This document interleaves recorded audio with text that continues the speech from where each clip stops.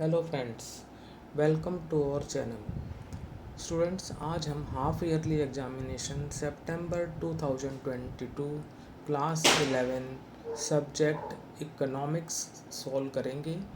तो students, let's start our today's video. Question number 1 to 10, सही उत्तर पर राइट का निशान लगाएं। Mark right on the correct answer. First one, निम्न में से कौन सी आर्थिक क्रिया नहीं है? Which of the following is not an economic activity? A consumption, B investment, C gambling, D production. So the correct answer is option C gambling यानी जुआ। तो यहाँ पर आपका जो आंसर होगा कि निम्नलिखित में से कौन सी आर्थिक क्रिया नहीं है, वो है जुआ।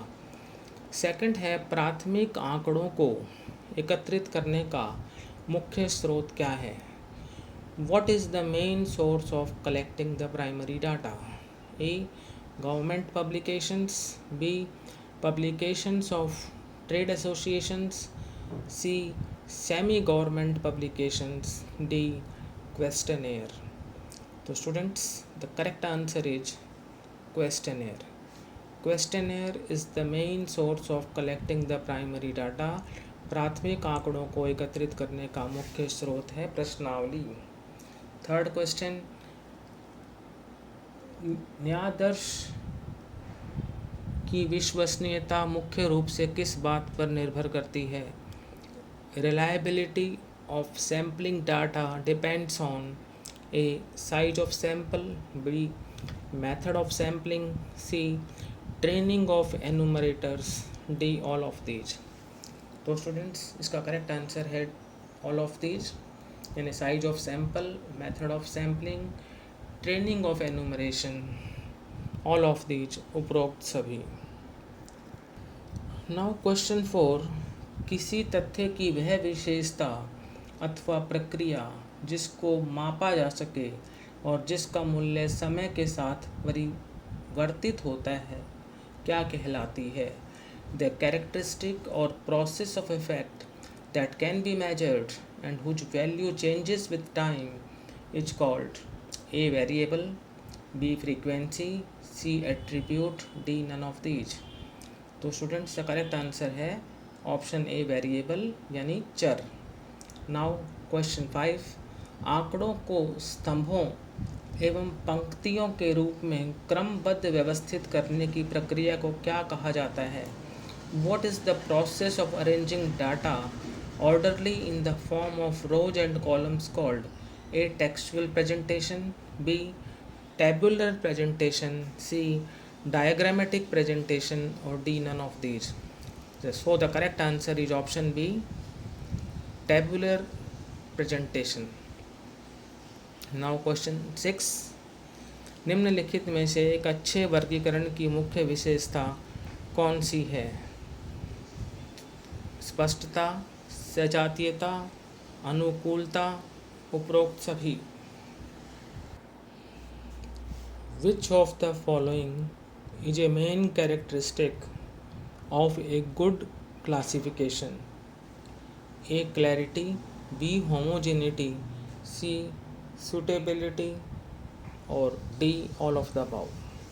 Correct answer is option D, all of the above, उपरोक्त सभी, यानी A clarity, B homogeneity, C suitability, all of the above is correct answer. So option D is correct. Now question 7, निम्न संख्याओं का समांतर माध्य है 20 है, 10, 15, x, 20, 30 अज्ञात मूल्य है। तो हमें जो है अज्ञात मूल्य फाइंड आउट करना है। Arithmetic mean of these items 10, 15, x, 20, 30 is 20। Find out the missing item. तो मिसिंग आइटम है स्टूडेंट्स 25। जहाँ x दे रखा है वहाँ पर आप क्या लिखेंगे? 25, 25। तो इसका आंसर हो जाएगा ऑप्शन डी। नाउ क्वेश्चन 8, समांतर माध्य